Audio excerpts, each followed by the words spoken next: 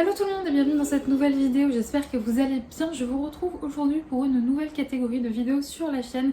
Il s'agit d'update lecture puisque un peu comme les vidéos book haul, enfin la vidéo d'ailleurs book haul que j'ai tournée précédemment et que je vous ai posté aussi normalement juste avant celle-ci, j'avais envie de faire une vidéo où je regroupe en fait toutes mes lectures du mois précédent. Comme ça me permet en fait tout simplement de vous montrer mes lectures pour les personnes qui ne regardent pas les vlogs et puis peut-être de vous donner un petit peu plus mon avis, des avis un peu plus développés que quand je vous prends en cours de mes vlogs, c'est un petit peu vite fait et j'ai vraiment envie voilà, de regrouper toutes mes lectures dans une seule vidéo pour vous en parler. Donc j'espère que ce nouveau format vous plaira. N'hésitez pas à me faire vos retours en commentaire, j'ai hâte de vous lire d'ores et déjà. Et je m'excuse, c'est une première donc je vais essayer de faire mon maximum pour être bien claire, bien précise et je m'améliorerai par la suite. Si jamais je vois que ce genre de vidéo vous plaît, je continuerai à en faire chaque mois et je vous promets que je m'améliorerai de plus en plus. Sinon, le mois de juillet a été un mois plutôt productif puisque j'ai lu 5 lectures papier qui se trouvent juste à côté de moi. Attention que dans le lot, il y a des petites bricasses et une grosse brique également, mais que j'ai lu en format audio. Voilà, donc ça fera 5 livres papier, une lecture audio pour cette vidéo. Et écoutez, on va commencer sans plus tarder avec ma première lecture. Il s'agit de Serpent and Dove de Shelby Mahurin, publié aux éditions de Saxus. Et comme je vous l'ai dit dans mon book haul, malheureusement, ayant découvert cette saga un peu sur le tard, je n'ai pas pu me procurer les versions reliées. C'est vrai que quand j'achète chez de Saxus, j'avoue que je me rue sur les versions collector. Or là, quand j'ai voulu me procurer cette saga, malheureusement, le tome 1 du moins n'était plus disponible en version collector, donc c'est pas grave. J'ai la version paperback, mais qui est aussi très jolie. Je ne sais pas ce que vous en pensez, moi je le trouve très très beau.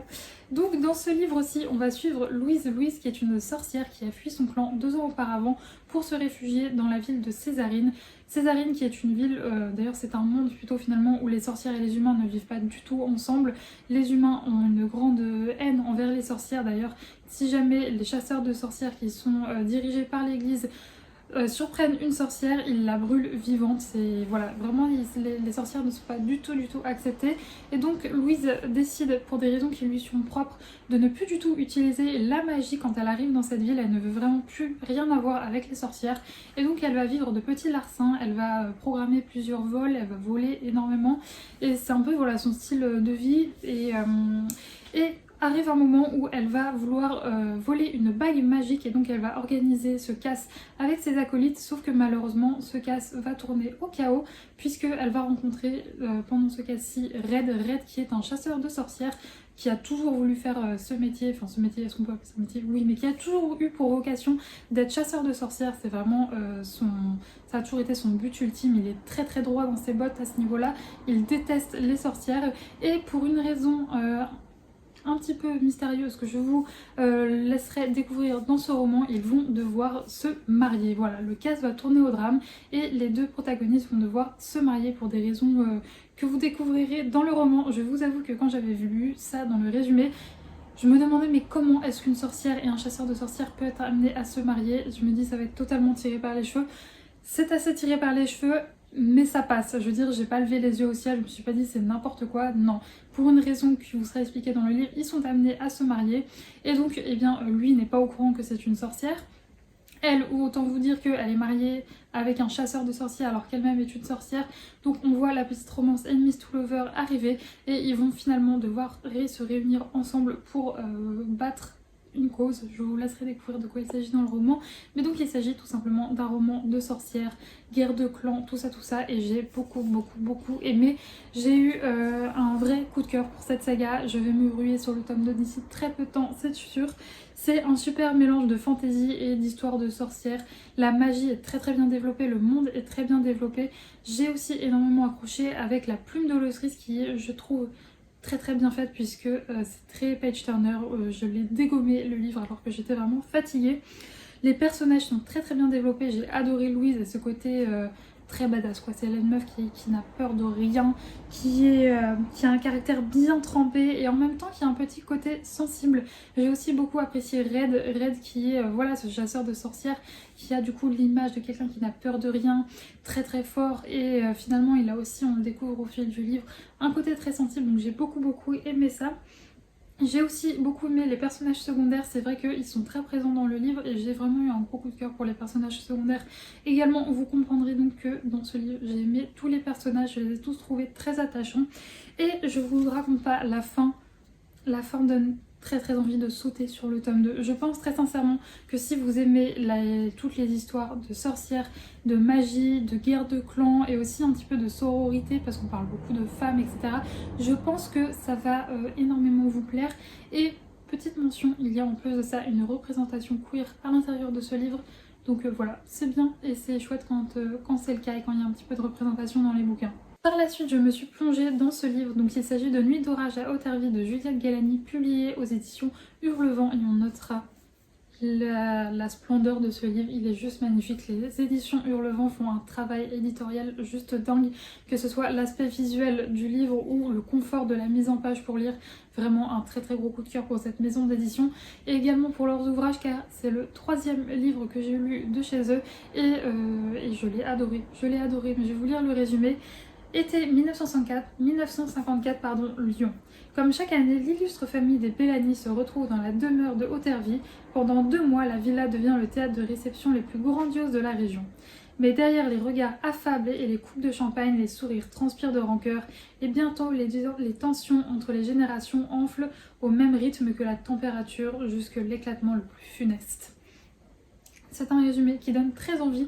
Et donc pour vous résumer un petit peu à ma sauce, c'est vrai qu'on va suivre cette famille Bellani et toutes ces générations. Ils se retrouvent chaque année dans ce domaine qui est en fait le lieu de résidence du patriarche, donc du grand-père. Et nous on va suivre les enfants de ce monsieur, mais surtout ses petits-enfants. Donc il s'agit de 4 petites filles, plus elles ont un acolyte que je vous laisserai découvrir dans ce roman. Et donc c'est vrai que il donne une image vraiment de la famille parfaite. C'est une famille qui a tout pour elle, des moyens financiers, une belle maison, etc. Mais on va aller creuser un petit peu plus au fond et on va se rendre compte que cette image en fait n'est qu'une façade et qu'il se passe vraiment plein de choses à l'intérieur de cette maison. Alors petite alerte juste pour vous dire que si vous voulez vous plonger dans un roman un peu style La Villa aux étoffes ou ce que je vous ai présenté dans mon book haul, c'était Les héritières de Lovenhoff, de vous diriger pas vers ce roman là parce que ça n'a vraiment rien à voir. C'est beaucoup plus sombre, beaucoup plus thriller, pas thriller parce qu'il n'y a pas d'enquête ou quoi au casse, mais ouais, ça a une part un peu plus sombre, un peu psychologique que ce genre de roman que je vous ai cité juste avant. Donc c'est pas genre le petit roman historique feel good qu'on peut attendre, non, c'est vraiment pas du tout ça. On a vraiment une première partie où c'est pas mal d'histoires de vie, on va observer la famille, voir comment elle vit, etc. Et ensuite les relations entre les personnages vont se dégrader de plus en plus dans la deuxième partie. Et là on va tourner à quelque chose d'un peu plus psychologique et tout, avec une certaine tension au fil des pages, une ambiance vraiment très lourde. C'est vrai que c'est bien dit, aussi lourde que la chaleur, parce que il y a de très belles descriptions, vraiment on s'y croirait. Alors malheureusement quand je l'ai lu, moi en Ile-de-France, il fait un temps juste pourri, mais vraiment je l'imagine bien à lire en pleine canicule, comme ça on ressent la même chaleur qu'on ressent dans le bouquin. La plume de l'autrice est vraiment très bien, c'est ultra page turner, je l'ai dégommé alors que pareil j'étais très fatiguée. Donc vraiment la plume pépite, je l'ai beaucoup aimé. Et je trouve que la psychologie des personnages et les personnages en termes général sont vraiment très bien développés, et ce côté vraiment lourd, vraiment au fil des pages où vraiment tout s'assombrit, etc. C'était vraiment pépite, donc je vous le conseille vraiment vivement. Si vous aimez bien un peu tout ce qui est thriller psychologique, même si là il ne s'agit pas vraiment de thriller, je pense que l'ambiance vous parlera et que vous aimerez beaucoup. Et petite mention spéciale pour le personnage de Gabrielle que j'ai vraiment adoré. J'ai ensuite pu lire ce premier tome de La fille du roi pirate, écrit par Tricia Levenseller, publié aux éditions Stardust. Je dis ce premier tome puisque un second est prévu pour septembre, et vous allez voir que j'ai beaucoup aimé ce livre, donc autant vous dire que j'ai vraiment très hâte de découvrir le second tome, et je peux vous dire que je vais me ruer dessus dès qu'il sort. À l'intérieur de ce livre, nous allons suivre Alossa, qui est la fille du roi Callinghan qui est le roi des pirates et qui a éduqué sa fille afin qu'elle soit aussi redoutable que lui, et quand il a fini son éducation et qu'il la sent prête, il va l'investir d'une mission qui est de retrouver une carte magique qu'il cherche depuis toujours. Pour parvenir à ses fins, elle va devoir se faire kidnapper sur un navire où la carte est censée se trouver et donc elle va organiser son propre kidnapping et investir ensuite le bateau afin de la retrouver. Sauf que sa mission va se compliquer un tant soit peu lorsqu'elle aura enfin réussi à se faire kidnapper sur ce bateau. Et bien elle va faire la rencontre de Raiden qui est le second du capitaine du bateau sur lequel elle se trouve et celui-ci pense avoir vraiment gagné le jackpot puisque il se dit j'ai réussi à kidnapper la fille du roi pirate, le roi pirate qui est son pire ennemi, et donc il va devoir l'interroger pour savoir un petit peu où se trouve son père, etc. Et donc les deux vont commencer à échanger et vous vous doutez bien, on sent un petit peu la relation enemies to lover arriver. Ce petit livre m'aura vraiment permis de découvrir l'univers pirate que j'ai beaucoup aimé. Je vous avoue que je n'en avais jamais lu, en tout cas en littérature, en livre, je n'en avais jamais lu. En revanche, je suis une très grande fan de Pirates des Caraïbes et j'ai vraiment retrouvé cette ambiance-ci. Donc j'ai vraiment beaucoup aimé l'ambiance et autant vous dire que depuis j'ai acheté pas mal de romans sur le thème pirate parce que j'ai très envie de me replonger dans cette ambiance qui est aussi un peu une ambiance huis clos sur le bateau et tout, cette ambiance maritime. J'ai adoré l'ambiance de ce livre. J'ai aussi beaucoup aimé le personnage d'Alosa qui est une femme vraiment ultra badass avec vraiment un franc-parler, elle se bat, elle est super débrouillarde. C'est vraiment le style d'héroïne que j'adore. Petit point négatif, j'ai un petit peu moins aimé Raiden. C'est pas que je l'ai moins aimé, mais c'est que j'aurais aimé qu'il soit un peu plus développé. Donc c'est un peu ce que j'attends dans le tome 2, qu'il soit un petit peu plus développé. Pareil, second point négatif pour moi, c'est que vous le savez si vous me suivez en vlog, je ne suis pas non plus une super grande fan de romance. Et j'avoue que là, les joutes verbales entre les personnages et cette relation un peu enemies to lover, où on tourne autour du pot, où on s'envoie des pics et en même temps on hésite, etc. Ça prenait un peu trop de place pour moi. Voilà, j'aurais aimé qu'il y ait un petit peu moins de ça et un peu plus d'action. J'espère que dans le tome 2, ce sera un petit peu moins le cas. Mais après, je pense que moi, voilà, je suis comme ça. Je ne suis pas non plus une super grande fan de romance. J'aime quand il y en a avec parcimonie. Là, ça prenait trop de place pour moi. Mais si jamais vous adorez la romance, je pense que vous serez nettement comblé dans ce livre aussi. Ensuite, c'est vrai que les révélations étaient bien, mais tout ce qui était action, révélation, etc. c'était bien, mais c'était pas non plus les révélations qui vous mettaient sur les fesses non plus quoi. Après, c'est un livre, il est assez court, donc peut-être le tome 2 sera plus épais et peut-être que ça ira un peu plus vite, qu'on sera un peu plus sur les fesses. Mais voilà, j'ai beaucoup aimé ce début de saga et j'espère que le tome 2 sera encore mieux. Et en tout cas, vraiment, gros coup de cœur pour cet univers pirate. Et comme je vous l'ai dit, je pense que le mois prochain, vous allez me voir lire d'autres livres dans l'univers pirate parce que c'est vraiment ce que j'ai adoré chez ce livre. J'ai également pu lire le mois précédent The Prison Healer, le tome 1 de Lynette Noni, publié aux éditions Hachette. Dans ce roman, nous allons suivre Kiva qui est emprisonnée depuis ses 8 ans dans la prison de Zadinov, qui est une prison extrêmement difficile où les conditions de détention sont très rudes. Celle-ci a réussi à survivre jusque-lors car elle obtient la place de guérisseuse dans la prison. Elle a ce poste grâce à son papa qui lui a appris le métier. Malheureusement, celui-ci qui est arrivé à la prison avec elle est décédé quelques temps après. Quand on arrive dans l'histoire, Kiva, elle a 18 ans et elle tient espoir dans cette prison aussi parce qu'elle reçoit des mots de sa famille qui lui font entrer dans la prison, on va dire de façon illégale, où ils lui disent qu'ils vont arriver, qu'ils vont venir la sauver.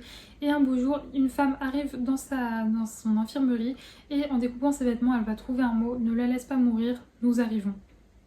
Et donc là, elle va découvrir qu'en fait, cette femme, il s'agit de la princesse rebelle. Et donc, elle va bien entendu tout faire pour la maintenir en vie en attendant que sa famille arrive. Alors, petit trigger warning avant de vous donner mon avis. On parle de violence sexuelle. Alors, même si c'est pas on va pas suivre des scènes explicites, c'est suggéré. Donc, si jamais c'est un sujet qui vous touche beaucoup, je vous déconseille la lecture. Enfin, même si je vous dis, moi qui suis assez sensible, ça m'a pas plus choqué que ça, puisque c'est vraiment très suggéré. Mais voilà, je pense aux personnes encore plus sensibles que moi. Sachez qu'on en parle un petit peu dans ce livre-là. Sinon, comment vous dire que ça a été un énorme coup de cœur. J'ai adoré l'ambiance prison, alors que de base, un livre qui se passe comme ça dans une prison où les conditions sont vraiment rudes, et puis surtout, je vous avoue que j'avais un peu peur en fait qu'on reste dans cette prison et que du coup ça soit un peu ennuyant, mais en fait pas du tout. Déjà la prison est immense et il se passe plein de choses. La plume de l'autrice ainsi que son univers sont super bien développés. La plume est vraiment haletante, c'est un véritable page turner, c'était vraiment trop bien. J'ai aussi beaucoup aimé le personnage de Kiva et je trouve qu'il est bien développé, très intéressant. Les personnages secondaires aussi sont vraiment top, notamment un qui est très attachant et que j'ai adoré. Je l'ai vraiment eu un gros coup de cœur pour ce personnage-ci. Je pense que si vous avez lu ce livre aussi, vous voyez de qui je parle. Sinon, je vous laisse le découvrir à travers ce roman. L'histoire est vraiment bien bien rythmé, genre vraiment comme je vous l'ai dit, c'est un véritable page turner. On enchaîne les chapitres, il y a des révélations de fou et c'est vraiment graduel, c'est-à-dire que plus on avance dans l'histoire, plus c'est rythmé, plus les révélations sont folles, tout ça pour arriver à une explosion à la fin où on est en mode quoi, mais il me faut le tome 2. Si vous avez vu mon book haul, vous savez que j'ai le tome 2 dans ma palle et j'ai vraiment hâte de m'y replonger parce que vraiment un gros coup de cœur. Pourtant je vous le dis, je sais pas que j'y allais à reculons parce que j'avais vu énormément d'avis positifs, mais j'avais vraiment très peur de cette ambiance huis clos dans une prison. Enfin moi, prison, je pense à un truc très sombre et tout, mais en fait pas du tout. C'était vraiment génial. Donc je vous recommande ce livre à 2000% si vous ne l'avez pas lu. Et pour finir avec mes lectures papier, je vais vous parler du livre de Eden Thomas, Les Disparus du Pays Imaginaire, publié aux éditions Sabran. On notera la beauté de ce livre, il est juste magnifique. Il s'agit d'une réécriture de conte de Peter Pan où on va suivre Wendy qui a 18 ans et qui souffre de stress post-traumatique puisque 5 ans auparavant, elle a disparu avec ses frères. On l'a retrouvée seule après 6 mois dans une forêt et quand on la retrouve, elle ne se souvient plus de rien, elle ne sait pas où sont ses frères et elle ne sait pas du tout ce qui s'est passé au cours des derniers mois. On va la retrouver 5 ans après quand elle a 18 ans, elle essaye de se reconstruire tant bien que mal, même si elle souffre de stress post-traumatique et que c'est pas facile tous les jours pour elle, ça va encore empirer quand d'autres enfants vont commencer à disparaître, donc tout de suite elle va se demander si c'est en lien avec sa propre disparition et un soir en rentrant en voiture chez elle, elle va percuter un jeune homme et en descendant de sa voiture, le visage du jeune homme lui dira vaguement quelque chose et quand il lui dit son prénom, ça lui fait comme un tilt, il dit qu'il s'appelle Peter et qu'il la connaît, sauf que elle ne se rappelle plus du tout de lui. Son visage lui évoque vaguement quelque chose, mais son nom pas du tout, et donc voilà comment débute l'histoire. Donc comme je vous l'ai dit au cours de mon book haul, si vous vous attendez à une réécriture de conte toute mignonne, toute guirette, comme dans les Twisted Tales de chez Hachette Heroes, là on n'est pas du tout là-dessus, on est sur quelque chose de beaucoup plus sombre, avec un côté assez thriller. Mais ça m'a pas empêché de beaucoup aimer ma lecture, j'ai passé un super bon moment. Je trouve que la plume d'Eden Thomas est vraiment simple à comprendre. Alors quand on dit simple, ça peut faire penser à quelque chose de négatif, mais non, elle est vraiment très simple à assimiler et très fluide, et ça j'ai vraiment beaucoup aimé. C'est une excellente réécriture de conte, je trouve que il a vraiment donné un nouvel aspect au conte de Peter Pan, en tout cas à ce qui se passerait après, et j'ai vraiment adoré. Il faut savoir que le conte de Peter Pan, et en tout cas le Disney, c'est vraiment pas mon conte préféré, c'est vraiment pas mon Disney préféré, mais ça m'a pas empêché d'adorer cette lecture. Le personnage de Wendy est super touchant, très attachant, ses émotions et son histoire sont très bien développées, et Wendy est beaucoup plus développée en fait que dans le dessin animé, genre elle est beaucoup plus badass. C'est vrai que, pas badass parce qu'elle a quand même un côté très sensible, mais en tout cas elle est extrêmement mieux développée et elle est assez différente que dans le dessin animé. On retrouve quelques traits, mais elle est quand même plus mature et un peu moins niaise que dans le dessin animé. Et le personnage de Peter Pan, pareil, il est plus développé, mais on retrouve quand même quelques similitudes avec son côté un petit peu espiègle, etc. Donc ça c'est vraiment très chouette. Et j'ai adoré l'ambiance du livre, de ce petit village entouré de forêts, etc. assez sombre, avec une ambiance un petit peu pesante, etc. avec ce côté thriller et ce côté psychologique qui sont vraiment très bien amenés. Et l'histoire est vraiment très bien rythmée, genre vraiment les pages se tournent toutes seules, c'est génial. Et je trouvais en plus, petit point bonus, que le trouble post-traumatique de Wendy est très bien expliqué et très bien développé, et ça c'est vraiment très chouette. Pour le livre audio, je ne possède pas ma lecture en format papier, donc je vous mettrai une jolie petite photo de la couverture juste ici. Et je vais vous lire le résumé puisque je ne l'ai plus en tête. Et donc il s'agit de La Maison des Orchidées de Lucinda Riley. Vous pouvez la retrouver aux éditions Charleston et je crois qu'en poche, vous pouvez le trouver également en poche. Je ne sais plus chez qui, mais il existe également en poche et sur Audible. Moi personnellement, je l'ai écouté sur Audible. Je ne sais pas s'il est disponible sur Nextory, à voir. Mais en tout cas, voilà, moi je suis passée par Audible. Et donc pour le résumé, Wharton Park, Julia Forrester n'a jamais oublié les étés idylliques de son enfance passés à arpenter la somptueuse propriété où son grand-père prenait soin de plantes exotiques si rares dans la région du Norfolk. Aussi, est-ce tout naturellement qu'elle vient y chercher refuge après le terrible drame qui a bouleversé sa vie. Mais si ces terres sont chargées de souvenirs, Julia ne tarde pas à découvrir qu'elles abritent également bien des secrets. C'est dans le journal intime tenu dans les années 1940 par son aïeul qu'elle perce peu à peu le mystère d'une histoire d'amour qui a presque détruit le domaine plus de 50 ans auparavant. À travers les destins croisés des deux familles ravagées par la guerre, un roman étourdissant entre Europe et Asie comme c'est si bien nous les offrir Lucinda Riley. Il faut savoir que c'était mon premier Lucinda Riley, je n'en avais jamais lu auparavant et donc j'ai découvert sa plume ainsi que l'univers de l'autrice à travers ce roman et j'ai vraiment un énorme coup de cœur pour Lucinda Riley ainsi que pour ce roman. Vraiment la plume de l'autrice, mais j'ai adoré. Vraiment, je comprends maintenant l'envoûtement qu'il y a autour de cette autrice. D'ailleurs, je me suis ruée sur un autre roman d'elle parce que vraiment quand je l'ai terminé, je me suis dit c'est pas possible, je veux continuer là tout de suite, là maintenant, de découvrir l'œuvre de cette autrice. C'est pourquoi j'ai déjà commencé le premier tome de la saga des 7 sœurs, toujours sur Audible, et vraiment je suis toujours à fond pour l'instant. Vraiment un énorme coup de cœur pour Lucinda Riley et encore une fois, je comprends maintenant la hype qu'il y a autour de cette autrice et vraiment, si vous ne l'avez pas encore découverte, mais foncez-y parce que c'est vraiment génialissime. J'ai adoré en plus de ça les allers-retours entre le passé et le présent et contrairement à parfois certains romans, j'ai aussi bien adoré les parties qui étaient dans le présent que les parties qui étaient dans le passé. C'est vrai que souvent ça me fait ça, quand je suis dans le passé je me dis ah j'ai vraiment envie de retourner à la partie sur le présent et vice versa, et en fait là non, parce que les deux parties sont super intéressantes et surtout il y a des rebondissements dans les deux parties quoi. C'est pas genre on est un petit peu dans le présent et le présent sert juste de contexte pour remettre dans le passé. Enfin vous voyez, les deux sont tout aussi intéressantes et ça c'était vraiment un gros point fort pour ce roman. J'ai aussi beaucoup aimé les personnages, je crois que je vous le dis à chaque fois, mais ils étaient excessivement bien développés. Le personnage de Julia est très attachant, je l'ai vraiment adoré. Les personnages secondaires aussi d'ailleurs. Énorme coup de cœur pour la grand-mère de Julia qui s'appelle Elsie. Je vous la laisserai de vous la découvrir à travers ce roman, mais elle était vraiment pépite. J'ai adoré ce personnage. J'ai aussi beaucoup aimé la place que prend Wharton Park, donc la maison dans laquelle on parle. En fait, c'est comme si Wharton Park était un personnage et ça j'ai beaucoup aimé. Enfin, je veux dire, elle fait pas parler la maison, mais elle prend une place tellement immense et elle est tellement chargée d'histoire cette maison que c'est presque un personnage du livre et ça j'ai adoré.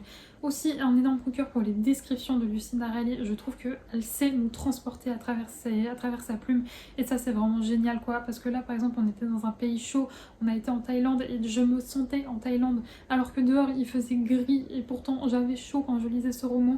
Elle a su en fait nous transporter aussi bien en France qu'en Angleterre qu'en Thaïlande et ça c'était vraiment génialissime. Genre vraiment quand je lisais en fait les descriptions, je m'y voyais, je me faisais les paysages dans ma tête et ça c'est juste génial quand un auteur ou une autrice arrive à avoir ce rendu sur nous, c'est génial. Et j'ai aussi adoré le fait qu'on voyage et ça c'est vraiment chouette, c'est-à-dire qu'on reste pas dans un seul et même endroit. Comme je vous l'ai dit, on voyage dans le sud de la France, en Angleterre et en Asie et ça c'est vraiment très chouette. Petite trigger warning, notamment je pense aux parents, mais on parle un petit peu de la perte d'un enfant et donc je sais que ça peut être un sujet très sensible et on parle aussi de deuil, de faire son deuil d'un enfant. Donc voilà, si jamais vous avez traversé quelque chose dans ce style-là ou que c'est un sujet très sensible pour vous, c'est peut-être pas le roman de Lucinda Riley que je vous conseillerais, mais si vous pouvez passer au-dessus de ça, je vous le conseille à 2000%. Encore une fois, pour moi ça a été un énorme coup de cœur. Et voilà, on arrive à la fin de cette vidéo, j'espère qu'elle vous aura plu. Alors franchement, je pense que ça a été assez brouillon parce que j'ai recommencé mes prises. Je ne sais combien de fois je me trompais et tout, donc je suis vraiment désolée. C'est une première, il faut que je m'habitue à l'exercice de faire des updates lecture assez conséquentes comme ça. Enfin, conséquentes où je parle de plein de livres d'affilée. Parce que du coup, le problème quand on parle de plein de livres d'affilée, c'est qu'il y a tout qui se mélange dans notre cerveau. Donc j'espère que c'était pas trop brouillon, je vous promets que... Au fil de répéter l'exercice, je vais m'améliorer, j'en suis sûre. De toute façon, je ne peux que m'améliorer. Donc j'espère vraiment que vous, ça vous aura pas dérangé, que ça aura pas donné un effet trop brouillon quand je vous ai parlé, quand je vous ai raconté toutes mes petites lectures. En tout cas, n'hésitez pas à me faire vos retours en commentaire. En tout cas, moi, ça me fait très plaisir de vous proposer ce style de vidéo sur ma chaîne. Et j'espère que ça vous plaît également. J'attends vos retours en commentaire. N'hésitez pas à me dire aussi qu'est-ce que vous avez lu au cours du mois de juillet. Vous voyez, moi, j'ai quand même assez bien lu ce mois-ci. Je suis assez contente. N'hésitez pas à me dire quelles sont vos lectures en cours et quelles sont vos lectures du mois précédent. Ça m'intéresserait grandement parce que comme ça, vous pouvez me faire des petites recommandations. Et ça, j'aime beaucoup. J'aime bien quand ça va dans les deux sens, quand je vous fais des recommandations et vous m'en fassiez aussi, histoire que ma wishlist gonfle encore plus qu'elle ne l'est déjà. Bref, je vais vous laisser là pour le moment. Je vous fais des gros bisous et nous on se retrouve très prochainement dans une nouvelle vidéo. Et d'ici là, portez-vous bien.